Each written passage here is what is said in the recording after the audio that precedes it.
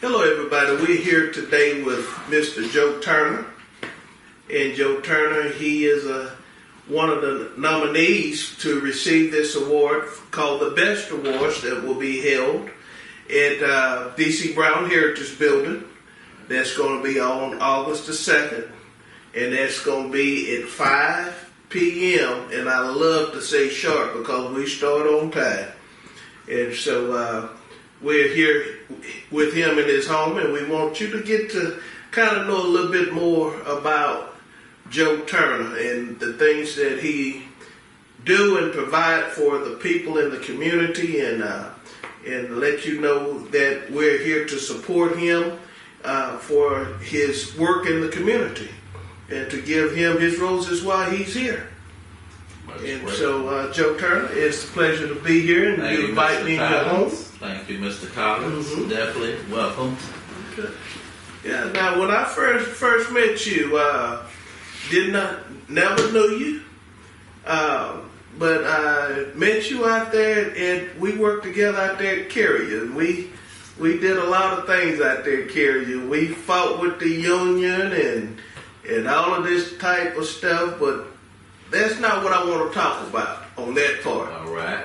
Because I think you had a bigger role out there than with the union. What was you a account manager for something out there, something of that nature?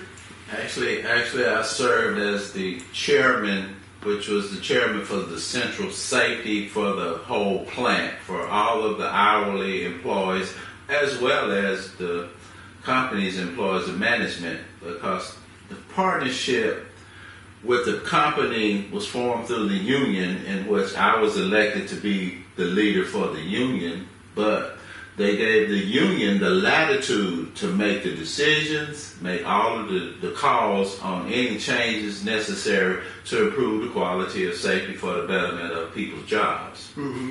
So I spearheaded that, and the co-chair with me was the EHS manager for the company.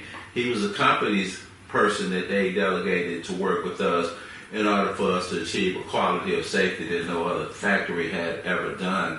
And we were the first to ever achieve it in this state of Texas. Okay. And we received a declaration from, actually at that time, Governor Rick Perry gave us a declaration for achieving the highest honor of safety, achieving that in the state of Texas for any manufacturing company. And that was something that I was thankful to be a part of. Okay, because you would go out to different companies and you would ask them to help donate money and for the campaign and stuff like that, right? That was United Way. Actually, I was a loan executive.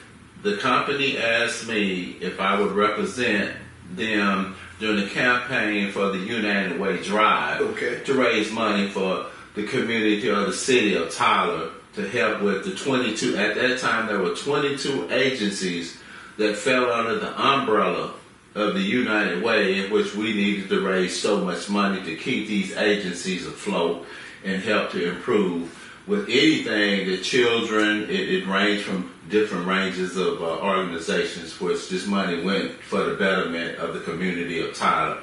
Actually, I was asked to do this one time. The United Way requested me to do it again and again, and I wound up serving as a loan executive for 5 years. All right. Then I became a board member for the United Way. Okay. So I served as board member for 5 years, okay, on the United Way Board of Directors. Okay. So that was a privilege and an honor, because when the personnel manager, which is Jim Dameron at the time, he approached me with it.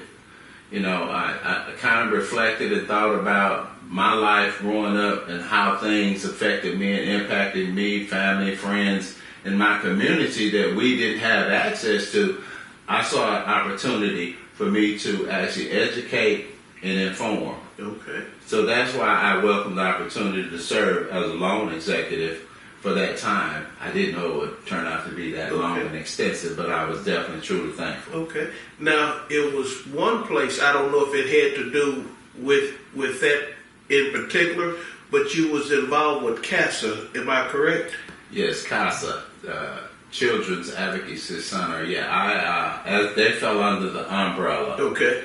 of the United Way as well. And my donations actually to the United Way at that time were basically to help with those small organizations that actually the needs were not being met. Mm-hmm. But by me being a member of the community, by me being well known in the community, it gave me an opportunity to educate my community on not only the need, but how they could be a part of the improvement of the quality of life for so many. Just by giving a simple amount. It didn't have to be a lot of money. It was just enough money to help another family, and which could have been your family member, my family member. But it helped improve the quality of their lives Okay. and sustain them during some times that, Okay. pretty hard. And I know you're involved in some other organizations and things like that. Do anything just come to the top of your mind that you want to talk about? Well, I've served in very many capacities. I served on Total Health Care, which was a health care clinic here in Tyler, was federally funded. I served on that, in which I served on the board of directors, served as the vice president, served as the CFO for that organization briefly. But whatever role was needed for me to play in that, I was willing to step up to the plate and, help, as long as it was helping improve the quality of health. This was a health board. This was to help with the quality of health, dental work, medical work for people who were low income, didn't have the funds to actually pay for it. A lot of people would come to the clinic and didn't have money at all. But because of the work that we did, the outreach we did, and I even had the opportunity at one time to go to Washington, D.C. and meet with our representative of this district, which at that time was Louis Gohmert. Okay. And this was when President Barack Obama had came up with the Affordable Health Care Act. So we were trying to reach out and connect everybody with this organization that basically had a need. Okay. And hopefully we could help fill the need. But we had to affiliate ourselves with the state as well as our federal and local governments. Okay. So it gave me an opportunity to kind of spread out, get to know more people, be more involved, and allow people to get to know who I was. Okay. Now, I remember at one time that you came out to our church and they thought it was going to be controversial, and they was asking me did I get permission from the union to be able to bring you into the church, and that was with the NAACP, and you came out to the church, and sometimes people want to ask questions, and we said no, we can't, we're not going there. This was just information, and then I know that you did a whole lot for the NAACP. Can you tell us a little bit about the NAACP? Yes, that was something that I welcomed when time permitted, because I had been approached about the NAACP when I was still working at Carrier. I was that time involved in our local union at Carrier, which I served as vice president, served on executive boards, I served on negotiation committees. I did a lot with our local union, but the NAACP, I got involved with that when Mr. Decker approached me about it. At the time, my plate was full. Okay. So as time went on, when Carrier was about to fade out with us, I was actually at the time, so when Cedric Granberry became president, I came on board and I was asked to be a part of their committee, the board, which I served as chairman. I served as chairman for I don't know how many years for the legal, not the legal redress, but criminal justice, because legal redress and criminal justice, they go hand in hand. But during that time, I served as criminal justice, and then later on, I became criminal justice chair as well as the vice president of the NAACP for the local chapter here in Tyler, which we actually coming out to your church was a great opportunity for us to share and educate the public on the misconceptions of what the NAACP was, the history of the NAACP, what it stood for, who it worked for. Because some of the questions we were given by some of the people who were there actually helped them understand better that the NAACP was not a one-sided organization. The NAACP fought for the justice of all people. For the people, for all the people. It wasn't black. It wasn't just, this specific group, but it was for all people. Where there was an injustice, there was NAACP. And I felt privileged and honored to do that because growing up, people who did not know the NAACP, I heard so many negative things about it. And then I took the time out myself to be educated, to learn more about it. We were taught a little bit in school about it, but it didn't go in depth. Okay. So having that opportunity, man, it was a privilege for me to get to know our city officials, like the chief of police, your sheriff. You get an opportunity to know your district attorney. You get an opportunity to go downtown and see the judges work, because I spent a lot of time in courts, sitting in hearings. Go to the jail, meet with some of the inmates to listen to their complaints and issues, and actually have an opportunity to meet some of the lawyers that could actually help these inmates who really couldn't afford lawyers, but they were willing to step up to the plate because we approached them. Yeah, because you telling me some things that went on with the NAACP and some things that you was doing as far as going down there to the courts and stuff like that. I did not know the in depth of all what the NAACP, what it consists of, and you opened my eyes to a closed mind of what the NAACP really represented, and I appreciate you. Well, I appreciate you opening your mind and your heart up to invite us to the church, to allow us to share that knowledge with the people of the church who did not understand it. And for y'all that is listening to this interview, the church I attend is just not a black church. You have Filipinos, you have Caucasians, you have Latinos. We have a mixed congregation, and he handled himself very well. A lot of people talked about that, and they was appreciative of knowing a little bit more about the NAACP. And we were appreciative of their open-mindedness because they were willing to ask the questions when they probably thought that it would have been a negative conversation from it, but it was really positive at the end. Everything that everybody asked and everything that we shared, they were receptive to it, which went over quite well, especially educating some of the younger minds. See, your church had a lot of younger minds that were willing to sit and listen, then ask the question. Yep. Most young people don't get involved. Yes. And then you was talking a little bit about the criminal justice part. Now, I think your wife worked for the state. My wife worked as a parole officer for the state of Texas for over 29 years and retired from that. Then she went into working for the federal halfway house here in Tyler, and she's been working with them for probably about 6 years now, I would say. But she went to school and graduated from UT Tyler with her bachelor's degree in criminal justice. But she started out primarily at the district clerk's office at the courthouse. Okay. And then from there, she kind of used that to get into UT Tyler because she felt like she wanted to be more involved with law enforcement and some of the things that she saw that she could probably be an impact of. Okay.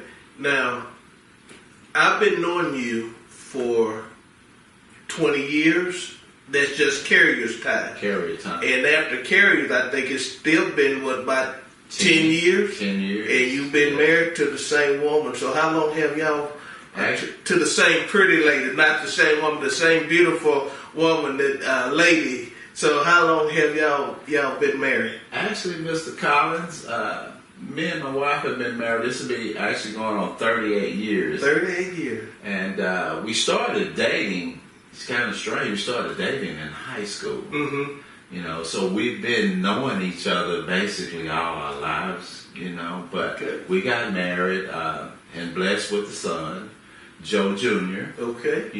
which seems to be having his direction in life be redirected by events and circumstances, which is good because I think the time that we actually had an opportunity to instill in him some things is starting to catch a hold, and we're thankful and proud of that. Yeah. But yeah, my wife has been sort of my backbone because before I married her, while we were dating, my words to her were, whenever I decide to get married, you will be the woman that I marry. Oh, I hear you. I hear you talking. I had my mind made up. I just wasn't ready. Okay. but we know that she was the one. But she was the one. We have to wait on that for just a little bit. When I got ready, you know, I found the woman that I knew that was compatible with my values, my morals, and my standards. Mm-hmm. We walked the same walk. Okay. We talked the same talk. Okay. Yeah. And then another thing is, with all the things that you have done to help with the community work, what made you decide to want to do community work? And what I know you just didn't say that was something that I wanted to do. So what made you decide this is a path that you want to take? I think that spirit was, I would say, loved in me by my mother, because my mother was the type of person that would help anybody in any time. It didn't matter if it meant taken from herself. Mm-hmm. She would sacrifice to help those in need. And like I said, the community helped raise me. I had teachers, and I had some of my neighbors, you know, I had my coaches. They all pitched in and played a part in developing that nurturing nature to help and be a part of. When you see a need, do what you can to help provide. Okay. That was what was instilled in me. And now today, as you talked about some of the organizations, I serve on the board of the Tyler Area Chamber, Metro. I serve on the Metro board. I am a member of that. I did at one time was serving as interim vice president as we were going through some transitions. But now I'm just a board member.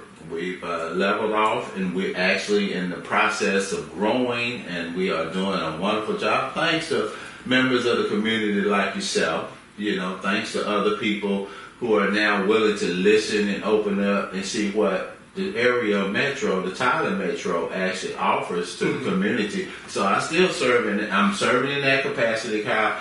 I just love helping where there's a need. I love educating where there's a misunderstanding or lack of knowledge about things. Okay. I don't want to just be the one to tell you. I want to show you. Yes. I want to show you what I'm talking about. Since you think or you thought this was this, that was that, I want to show you what it is. Okay.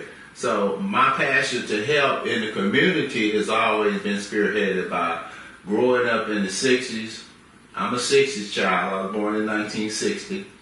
And growing up in that era, I seen the injustice, the inequality, and the lack of opportunities. And so anytime I can be of help and provide an opportunity, a chance for somebody to better their lives, it's not about me. Okay. It's not about me. God didn't put me here to serve me. God put me here to serve His people. Yes. And that's exactly where my passion lies at. And if we just serve somebody, it don't have to be a whole community. Exactly. It could be a family member who's in need. It could be a niece or nephew. Or your neighbor. Yes. As long as we learn to serve somebody. Be of service. Yes. You know, because that's what, you know, if you look at your Bible and you read a little bit and try to get a little understanding, you know that your 10 Commandments is all about loving others. Loving others as you love yourself. You know, so giving. Not putting yourself first. There you go. I'm not a selfish person. You know, I'm not a selfish person. I love, the benefit comes to me when I can help somebody else grow. Now, this right here, this person I'm going to mention, Mr. Francis. I know this interview is about you and what you do, but you're with Community Funeral Home? Yes, sir. Community. And Mr. Francis, you know, he's a community advocate. And so how has he impacted you? Is he a mentor, or how do you look up to him, or do you try to fashion yourself after you know, those are some big footsteps to take. That's a tall order. But Mr. Francis has been so instrumental in pointing me in directions. And not only just pointing me in directions, but taking my hand and walking me through those doors. Okay. He has been the one who has spearheaded me to several organizations. He saw something in me that I might have been able to be a benefit to others. And my willingness comes a lot from men like him. Okay. Men that, like I said, community. Mr. Francis is all about not community funeral home, but the community of Tyler. Yes. Right. And he wants to help anywhere, any way he can. He's very selfless, but he's always willing to give freely of what he has. Mm-hmm. And I see him as one of the, he's to me is on a level of him by himself. I know a lot of men. I did a lot of, I got a lot of mentoring from like Mr. Melitry, Andrew Melitry, yes, which actually tried to talk me into going into politics at one time. Okay. But I shared with him that wasn't something that I was, willing to do because of, the conditions, the situations you be in, and things you have to bend to. I just couldn't do that because I stand firm on what I believe, and I stand firm on what I do. Okay. And I try to stay true to my word at all costs. So, but Mr. Francis, hey, top notch. Top notch. Community wise, man wise, person wise. He encompasses all of the things the qualities that you would look for in a growing man. Okay. To grow not just prosperously, but to grow emotionally and spiritually. Okay. He encompasses that. Church, he's stern about his church. He's stern about doing things and making sure everything is sound, steady, and standing tall. And I love his values, his morals, and his thing. He encompasses all of the things, the qualities that you would look for to grow on. Okay. That foundation is sturdy. Okay. The last thing I want to talk about is, we always call you this name. And some people might think it's offensive, but it's really not, because you eat sweets and we call you po' boy. And so we can't eat what fat boy can't eat, what po' boy can eat. And how do you eat sweets all day long and never, you love red velvet? Is the red velvet? Velvet? Yes, sir. Yes, sir. So how do you keep the weight off? Metabolism, but being athletic, I'm always active. At the age that I am now, at 64, about to be 65, a few months, I stay in the gym. I make sure I give my body what it needs in order for my body to be able to do what the things I need to do. Okay.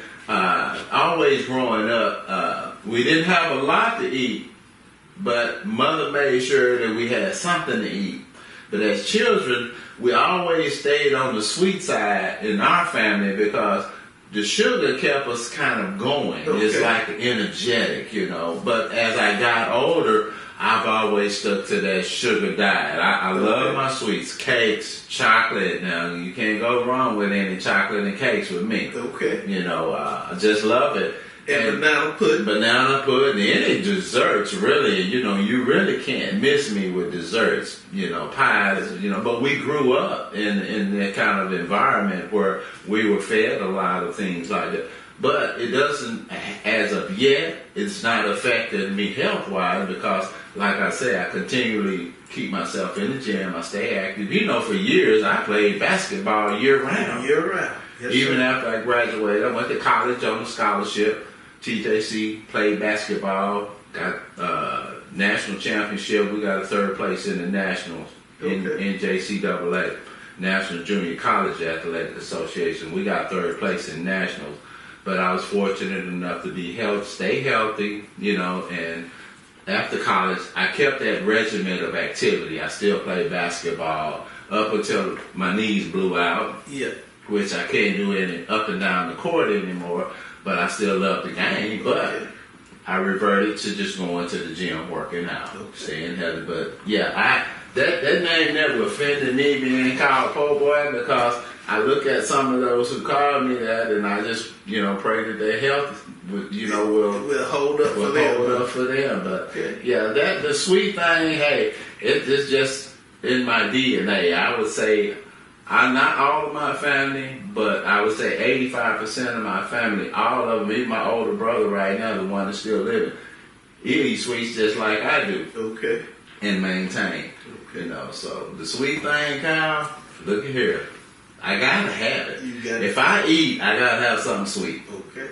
And if I don't eat, I still gotta have something sweet just for the energy Okay. to get me through. Okay. It's just me. It's just me. That's where I am now. Well, y'all, I hope you're going to enjoy this conversation, this interview I have with Mr. Joe Turner. And Mr. Joe Turner is one of our nominees to receive the Best Awards. Thank you for that, Mr. Collins. You're welcome. Thank you for considering me, and I don't forget to give yourself a pat on the back because of the things that you do, your outreach, your willingness to connect to those in the community. And like you said, this is one thing that I never will forget that you said. You like to give people their flowers when they're living. You want to make sure they're recognized and honored, not when they die, but while they're living.